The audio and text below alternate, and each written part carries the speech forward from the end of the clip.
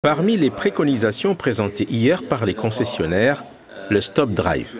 Les conducteurs concernés par les airbags défectueux doivent arrêter de conduire leur véhicule. Une mesure inapplicable, estiment les familles de victimes de ces équipements.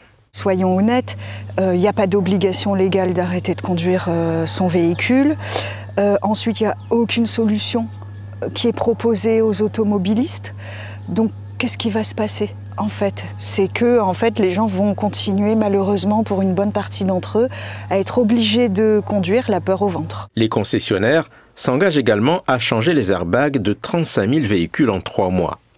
Mais ce qui n'a pas pu être fait en 10 ans peut-il vraiment l'être en quelques semaines, s'interroge Christelle Sauger. Quand un journaliste hier a posé la question de savoir si les airbags étaient disponibles, si on avait les stocks suffisants à La Réunion pour changer tous ces airbags, il n'a pas obtenu de réponse claire. En fait, on lui a dit il y a des commandes en cours, ok. Il y a des commandes en cours, ça on le sait depuis longtemps. Rosemée Sauger dit quant à elle avoir été scandalisée par les propos du directeur de cabinet de la préfecture qui a affirmé que certaines victimes n'avaient pas fait les démarches nécessaires pour changer leurs airbags.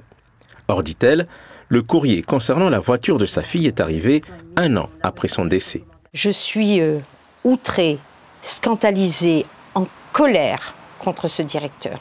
Emmanuelle n'avait pas à faire de démarche puisqu'elle n'était pas au courant qu'il y avait un problème d'airbag.